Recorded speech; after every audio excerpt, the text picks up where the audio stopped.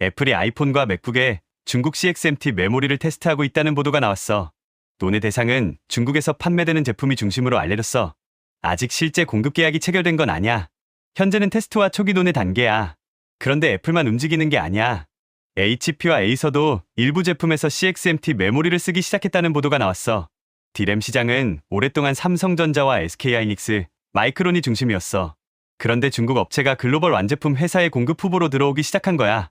그렇다면 CXMT는 어떻게 애플 공급망분 앞까지 왔고, 삼성전자와 SK하이닉스에는 어떤 변화가 시작되는 걸까? 먼저 지금까지의 메모리 시장 구조부터 봐야 해. 스마트폰과 PC, 서버에는 데이터를 잠시 저장하는 D램이 들어가. 이 시장은 삼성전자와 SK하이닉스, 마이크론의 영향력이 매우 컸어. CXMT는 글로벌 D램 시장에서 세계 4위 업체로 올라왔어. 아직 기존 3사와 격차는 커. 하지만 글로벌 고객의 공급 후보로 들어오기 시작했지. 이번 변화가 시작된 이유는 크게 두 가지야. 첫째는 AI가 메모리 생산 능력을 빠르게 끌어가고 있기 때문이야. AI 서버에는 일반 서버보다 훨씬 많은 고성능 메모리가 필요해. 특히 AI 가속기에는 HBM이 대량으로 들어가. 삼성전자와 SK하이닉스, 마이크론은 HBM과 서버용 메모리의 투자를 늘리고 있어. 그러면 PC와 스마트폰용 범용 메모리의 공급 여유는 줄어들 수 있어. AI 투자 확대 이후 메모리 공급 부족과 가격 상승도 이어졌어. 완제품 업체 입장에서는 공급처를 더 확보할 이유가 커진 거야.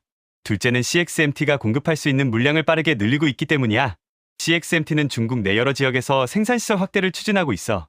계획된 시설이 모두 가동되면 월 생산 능력이 60만 장을 넘을 수 있다는 전망도 나왔어. 공급업체가 원하는 양을 안정적으로 만들지 못하면 애플 같은 대형 고객의 선택지가 되기 어려워. 생산 능력이 늘어나면 더 많은 고객에게 샘플을 보낼 수 있어.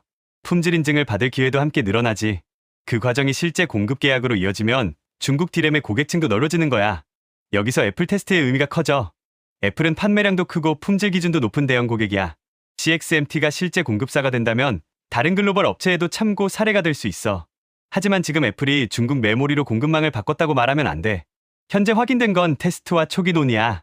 실제 양산 공급 여부는 아직 정해지지 않았어. 그렇다면 삼성전자와 SK하이닉스에는 바로 악재일까? 여기서는 메모리 시장을 둘로 나눠서 봐야 해. 애플의 스마트폰과 PC에 들어가는 범용 D램과 AI 가속기에 들어가는 HBM은 같은 경쟁이 아니야. 삼성전자와 SK하이닉스는 고부가 AI 메모리에 투자를 집중하고 있어.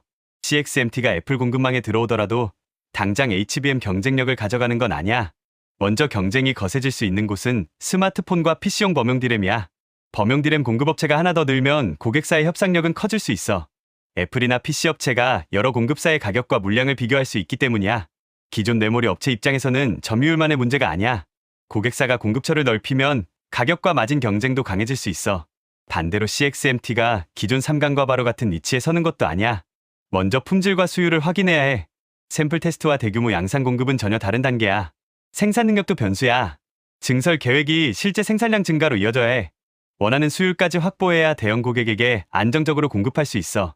미중 규제도 남아있어. 이 문제가 미국 기업의 실제 조달 범위를 제한할 가능성도 있어. 그래서 테스트 한 번만 보고 메모리 시장이 바뀌었다고 판단하기는 일러.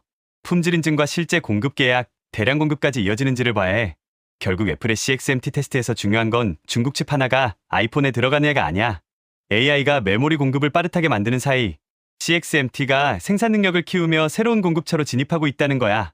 당장은 삼성전자와 SK하이닉스의 HBM 경쟁력을 바로 흔드는 변화는 아니야. 하지만 범용 D램에서는 기존 3강의 경쟁 구도가 달라질 가능성이 생겼어. 이 변화가 진짜 구조 변화가 될지는 애플의 테스트가 실제 공급 계약과 대량 공급으로 이어지는지가 결정하게 될 거야.